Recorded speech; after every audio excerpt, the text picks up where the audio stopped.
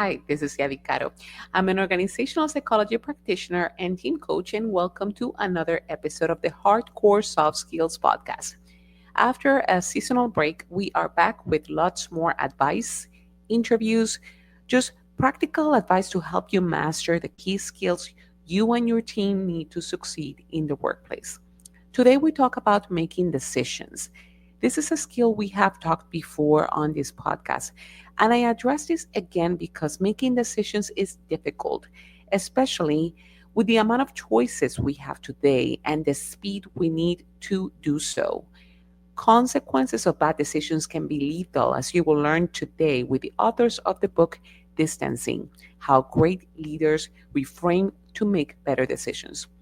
One of them is David Marquet, who is joining us again, and he's the retired U.S. Navy captain who commanded the nuclear-powered submarine USS Santa Fe and wrote about that experience in the book, Turn the Ship Around.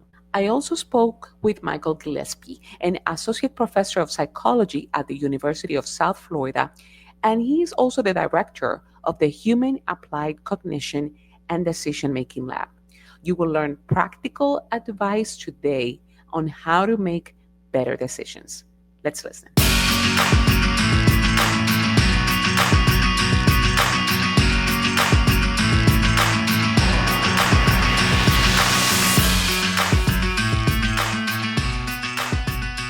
All right. Well, welcome, David and Michael, to the podcast today. Thank you. Thanks for having Glad us. to be here. Good to see you again. Yeah, exactly. Great to see you again, David, because as our listeners should know, we had a great interview. And it's actually one of the most popular on the podcast for your previous work. And I'll leave the link to that conversation so you get to know more about that great conversation that we had. And now I have this book, Distancing, which it's autographed. So thank you both so much. And I read it. Book signing opening. Yes, and it's a great book in regards of teaching us about decision making, particularly in this day and age where everything goes so quickly. And I was curious to know more about the reasoning to write the book and dive deep into some of the practical advice. But first of all, question for you both in regards of what drove you to write this particular book. My motivation for getting into this topic and this book, well, first of all, I was just already working with David on some projects, and had a lot of fun working with him.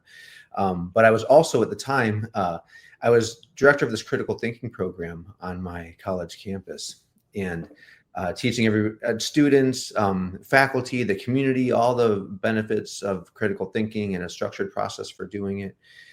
And I love critical thinking. It's great. There's a couple challenges with it, though. One, from an academic perspective, it's a very squishy topic. Everybody has their own definition of it, which in and of itself is not necessarily a problem, but it made it difficult to kind of sink my teeth in academically. The other challenge, though, was when I was working with community members in some workshops. So we had entrepreneurs, principals, retirees, folks in sales, trying to learn how to apply this critical thinking process to their work and their lives. And they would ask me sometimes, so every decision I have to make, do I apply this structured critical thinking process to? And I wanted to say yes, because this is what I was espousing. But I realized that, we actually don't have enough time in the day to do this all the freaking time. We have this system one fast way of thinking for a reason. We have this system two, slower way of thinking for a reason. What we need to be able to do is go back and forth between these things. And so how can I help people shed the biases that they have when making decisions, when they have to make so many decisions in a row, in a day, and they can't stop for all of them and implement a full-blown critical thinking process. And so this book is in many ways a solution to that problem I was trying to solve. Yes, and it's very interesting in terms of having the ability to have frameworks to make decisions. And as you mentioned, Michael, in terms of the time that we have to make multiple decisions a day and how to make them properly. And I'm curious from you, David, in the sense of based on your experience with the military and after the military, how is that? What are some of the main mistakes that people make when it comes to making decisions as leaders, either in the military or out of the military? Yeah, well, the main mistake, uh, I think, is they approach the decision from coming from them. They approach the decision as if they're inside their own head. They have all the biases that comes along with viewing it from an I, me perspective. And they look out at the world from, they sense their sense of self is kind of located behind their eyeballs, and they look out at the world and that's what they see. And they don't realize that they're looking at a curated reality where your brain is cherry picking what it pays attention to. It sees something, oh, that supports that the decision I made 2 weeks ago was the right one. Boom, I'll pay attention to that. Oh, that doesn't support it so much. Oh, forget about that. You didn't see it. Nothing to see here, kind of thing. And your brain is doing this all the time because there's so much in the environment you got to pick and choose from. So step one is we generally know it's better if you get the team making decisions than you get the people closest to the information to be able to make the decision. But they need to make good decisions. And so just getting them to make decisions is only half the battle. When my officers would come to me, the engineer would come to me and say, hey, I think, I intend to do the following. It would be good for the engineering department, but maybe not great for the submarine. And so there were some questions you would ask. Now, a lot of questions that people tend to use as coaching questions come from, they're polluted because they come from a sense of, oh, I actually know what the right answer is, but if I ask some artfully crafted questions, I'll guide you to this path of my enlightened position, which is super effing annoying in my mind. And it's arrogant because it assumes you know the answer. So what I refused to do that because it just pissed me off when it happened to me. And so I ended up asking questions like, well, if you were me, what would you do? And one that I really liked for myself, I worked on it for myself, was, 6 months from now, what do I wish I'd done today? And then it kind of morphed into, if I were me 6 months from now and I got to be coached by my 6 month in the future self. And this there were two great things about this. Number one is your future self is closer to your ideal self. Your current self is your pragmatic, I got to pay rent. Someone cut me off in traffic, all these other extraneous things. Your future self sheds all that and really is like, well, what do I really value in life? What do I really trying to do with my life? What's important to me?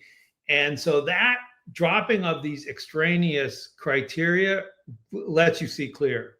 It's as simple as that. Number two, your future self is interested in solving the problem once. Because if I say, well, the easiest thing for me to do is just tell them what to do and then they do it, or do it myself because I can do it better, whatever. 6 months from now, you're going to be doing the same thing. You're never out of the problem. You haven't built a team that's self-reliant. And so your 6 month and your future self is, well, look, why don't you spend a little extra time, develop the decision-making leadership capacity in your team now, so you don't have to keep making this decision over and over and over again. And so I wasn't sure. I didn't have a structure for really the questions other than, hey, this works, that doesn't work, kind of a thing. And I didn't understand the science behind it, which to me, I'm a super geek and I was an engineer. Mm-hmm. So I met up with Mike. I was like, oh, this is amazing. And I was like, give me the science behind this. Why does this work? He says, well, science doesn't work like that. We don't have a predetermined bias to prove something. We have to look at everything neutral. And I was like, okay, whatever. You have to say that. But, and so the theory behind all this, which is embedded in a couple of approaches, but one's construal level theory, which is the way when you're further from something, either in time, distance, or psychologically, the way fundamentally you think about it is different. It's more, the most simplest way to say it is it's more like your ideal self. But what do you really, really want? There's a couple other nuances to it, but it's super, super helpful. And look, this has made my life better. Mm-hmm. Doing things now that I don't think I would have done had I not written the book. I always say the number one reader for any book is the author, and it doesn't. Mm-hmm. And so, look, if people buy this and it helps them, I'm great. It's a superpower. I'm all in. But for Yeah. me, it's already been worth it because my life is better now than I think it would have been if I had never hadn't met up with Mike and written this book to really answer this question. Yeah. What's our biggest problem in decisions? It's Yeah. us, and how do we mitigate it? Yeah, you touch upon a lot of the key ideas of the book, the concept of the future self. And actually, I've already started applying when it comes to journaling, thinking about like how writing Yeah. from the perspective of my future self. And I wanted to ask you, Michael, because David, you mentioned about the science behind it. So, Michael, what are some of what the science says about our decision making? What are some of the biases that we should look out for when it comes to that? First of all, we're chock full of biases, right? I mean, we know this. There's enough in even popular culture, and we can hop online and see all the biases that make us, humans.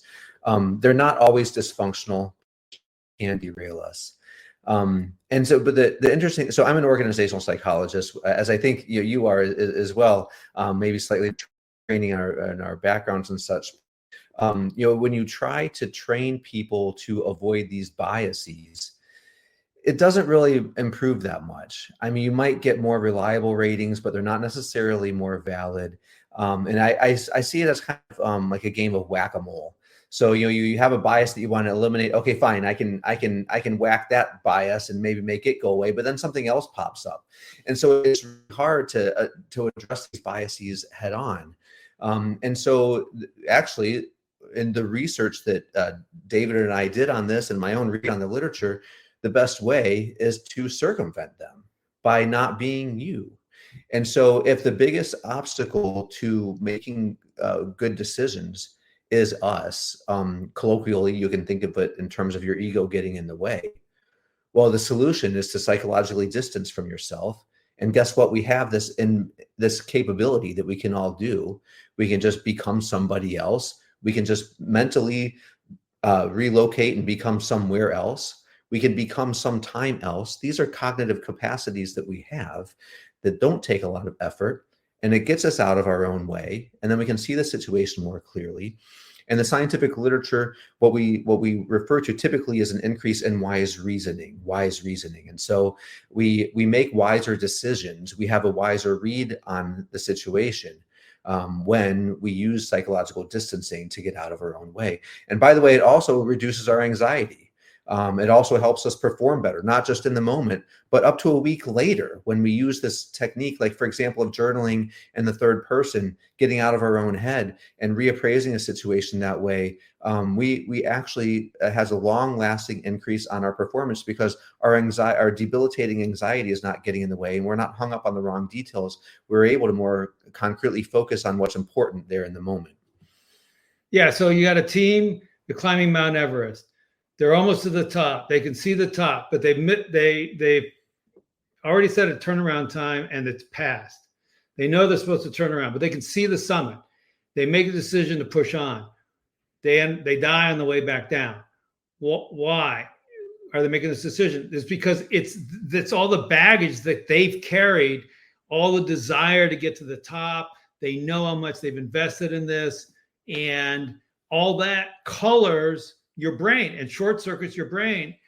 Whereas if you had a friend, or say like the guide from the other team, or maybe your wife back home, and say, well, what do you wish we did in this situation? The guide on the other team would say, you missed your time. You got to come back next year. It's over. Go back, turn around, go back down. Why do the other people can see it so much clearly than we can see it ourselves? It's because, again, we live in this curated reality where our brain is distorting and cherry picking what it wants to pay attention to and what it highlights to us. And so we make bad decisions. We get off track. So escalation of commitment, sunk cost fallacy. Basically, there's a whole host of these biases, which generally mean we stick with something longer than we should because we were the ones who chose it. We tell a story in the book about a business story, Gordon Moore and Andy Grove, who ran Intel.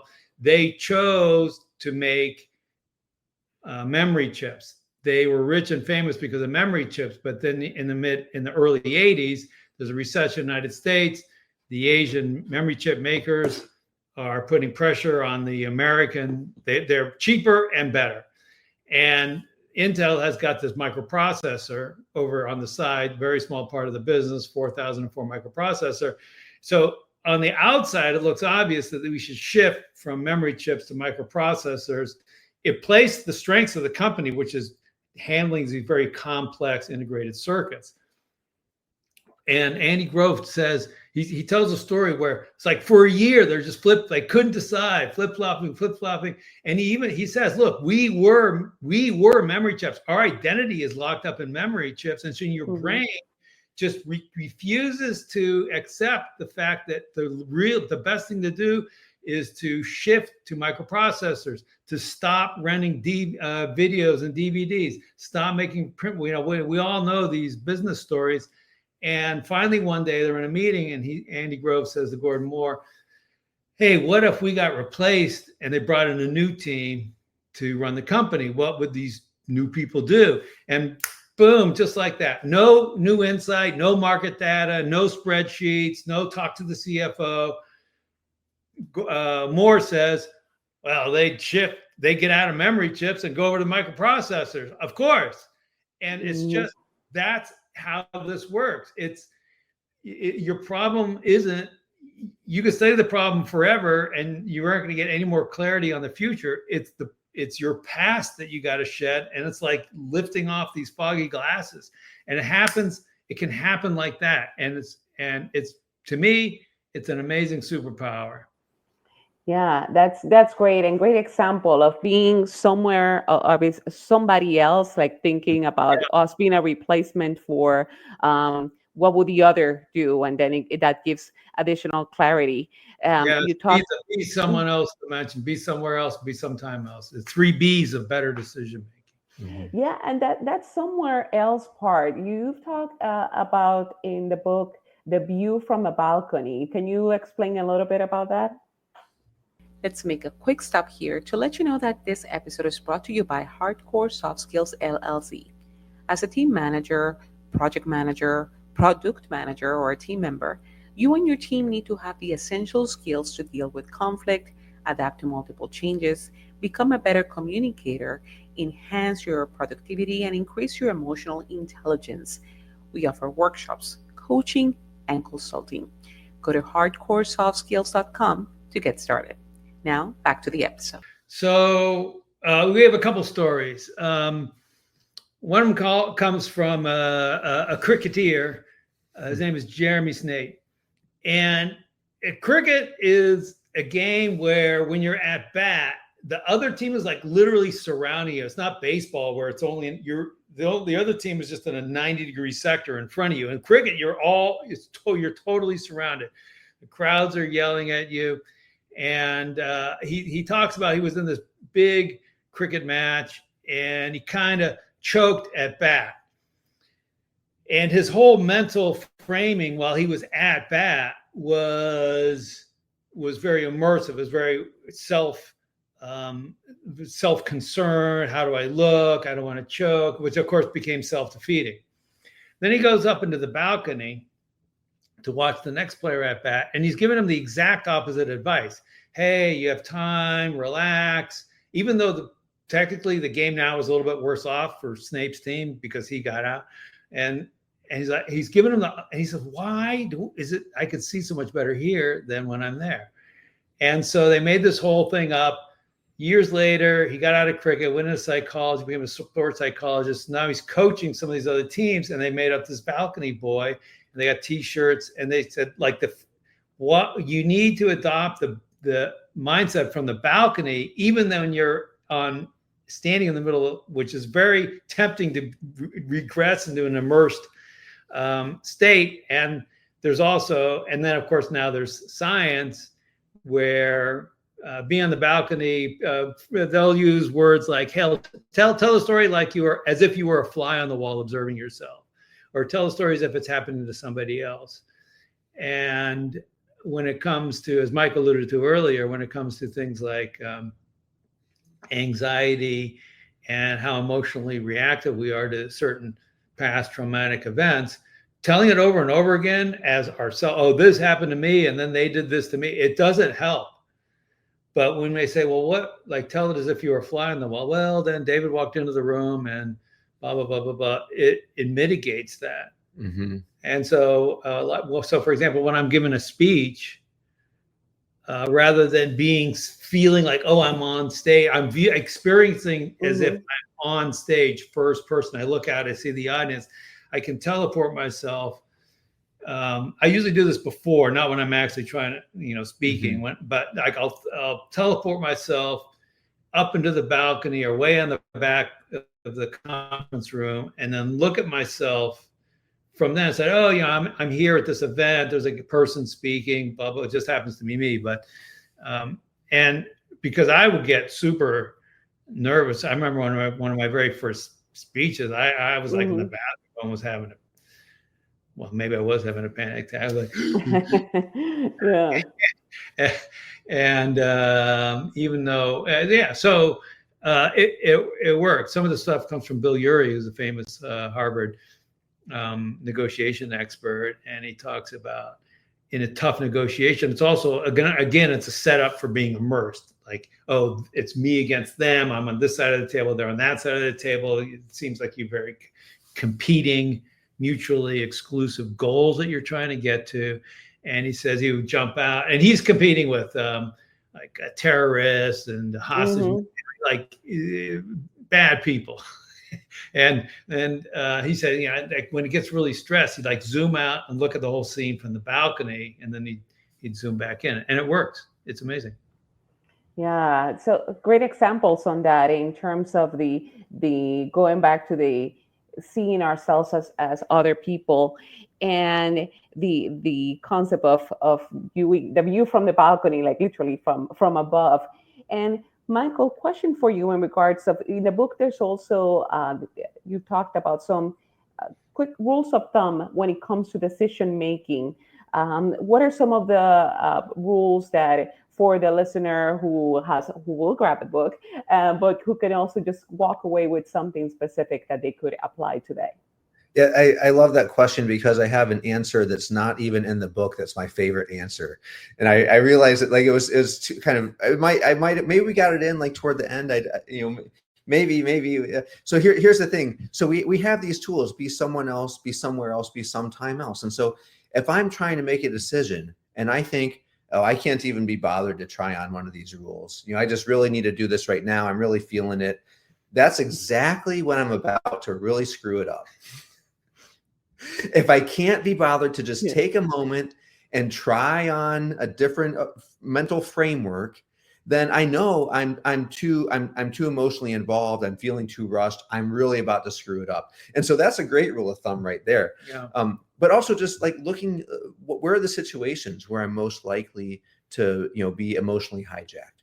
What are the situations where I know it's set up against me, like in the casino or at the car dealership? And so planning ahead of time for those situations and having a way to literally or just cognitively, become someone else, somewhere else, or sometime else. That's wonderful. Great a rule of thumb. And as you alluded to earlier, David, too, in terms of we would not necessarily think need fancy data. It's just a matter of putting ourselves in the different somewhere else, someplace, somebody else, and also in somewhere else, somebody else. And what was sometime else, exactly. Yeah. And there's another. Yeah, can I share one other? All right, so absolutely. This is definitely in the book, and so one of the quotes I really like is, so we have an interview with Shane Mack, a serial entrepreneur, a great guy, a brilliant guy, and he was talking about it was like a $50 million deal that went bad, and this feeling of everything is right now, like it's so important, like right now, right this second, I have to send this text right now. If we're feeling that emotional response, that's a big waving red flag Stop, pause. We have a whole chapter in the book on taking a pause. Normalize taking a pause. Normalize this with your team. Have a go-to strategy. So stop. Get out of the room. Get out of the moment. And then reappraise it, come back to it once you've been able to see it from a different perspective. But when you feel that anxiety, those emotions, that everything is right now, I have to do this right now, that's a big red flag. That's a big waving red flag to stop.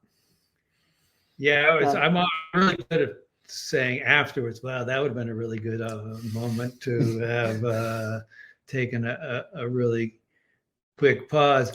Another way you can do it is be sensitive to the times when you think you might get hijacked. So for humans, it's anything that feels performative or evaluative.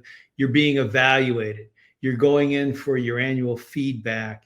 You're hearing from the client after you delivered a big project. You're on a Scrum team doing Agile, and you're in a retrospective, or you're just in any kind of retrospective where you're going to talk about how well did you guys do, or looking at the product, how well did the product do. And so you can use these things. So for example, in a retrospective, we say, well, I want to talk about how well we did over the last 2 weeks, blah, blah, blah. It feels very personal. It's very immersive. It's sort of, you're pushing people back into that, and they become a little more defensive and not a little less honest. It's a little less useful. But if we say, hey, let's imagine there's a team in Singapore that's going to work on a similar project in 2 weeks. What would we want them to have learned from our experience? So now I'm kind of doing all three at once. It's like not me, it's far away, and it's for a future team. So now I'm thinking, well, they should definitely learn. They should definitely don't do it this way, which I tried the first time. They do it this other way with how I solved the problem. And you tend to drop a lot of these defensive barriers, so there are certain times when we tell a story in the book about a pilot. This is the pilot for Asiana 214. So it's a big 777 coming in from Seoul into San Francisco. He's being evaluated. So it's trigger number one. Number two is the electronic automatic landing glide slope indicator is down for maintenance, but it's beautiful weather, so it shouldn't be a big deal. 1,000 planes have already landed today. But you can see these triggers are starting to add up. And then he ends up going with the plane's a little high, and they misposition. They put the autopilot into a strange position, which they think is control of the engines, but it doesn't. It's just leaving them. They pull the engines back to idle, thinking that the autopilot will give power when it doesn't. So now the plane is sinking faster than they expect. They don't understand why. So now all these things are triggering this immersive state. And he claims he never saw the 4 red lights, which indicate you're way below. And how is this possible? The other pilots saw it. They were getting closer. He should have seen the 4 red lights. And later, when it's too late, they realize he tries to go around the plane, hits the runway. And this is a case, I think, where the brain, this is such disturbing information, the brain filters that out, because the lore was personally threatening. Yeah, because the lore is, hey, if you get 4 red, you're not going to pass your evaluation to get certified on this bigger airplane. And so, and they asked him afterwards, the pilot survived. The 3 people in the back died when they got ejected out of the airplane. But they asked him at the end afterwards, this is a couple of days later or weeks later, hey, what was going through your mind at that point? And he says, I was worried about failing the exam. Notice what he didn't say. I was worried about crashing the airplane with 300 people on board, because this is your hijack, again, of your brain. Says, oh, what's important here is me looking good, passing the exam, not landing the plane safely. So going into that ahead of time, what he could have done was say, hey, it's likely that I'm going to get into this immersed state. It's likely that my brain is going to want to hijack my focus from really landing the plane safely to just like wanting to look good, which will hide things that are problems. And so and then vocalize it with the people in the cockpit. Say, hey, look, I know I'm being evaluated. You guys don't worry about that. What I really want, what's really important here is to land the plane safely. So if you see something that's amiss, don't try and protect me or hide it. Just like speak up. We got to land the plane safely. Everything else will take care of itself. Don't worry about that. And preempt these kind of impulses before they come. And I think it's sort of like a little bit of an inoculation that helps you out. Yeah. Yeah, those are great examples from the practical at the work in terms of the as a team looking back at how we did and distancing ourselves from that and place and as people.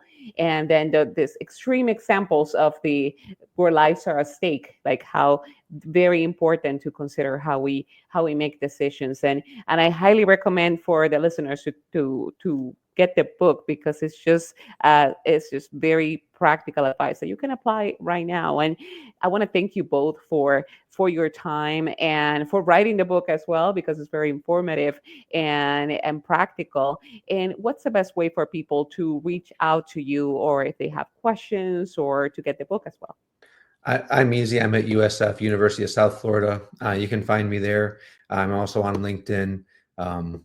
It's not hard to find me, and happy to connect you with the book. It's also it's on Amazon and other booksellers, Barnes and Nobles. It's easy to find. I'm on LinkedIn, and you can go to my website, davidmarquet.com. You just Google distancing or Ask AI. Yeah. And I'll leave all those links on here on the show notes. Yeah. Thank you again so much for your time and for sharing your expertise. Thanks, Yadi. Thanks for having us. Show. Thanks all listeners for making the decision to watch this podcast. Exactly. Thank you.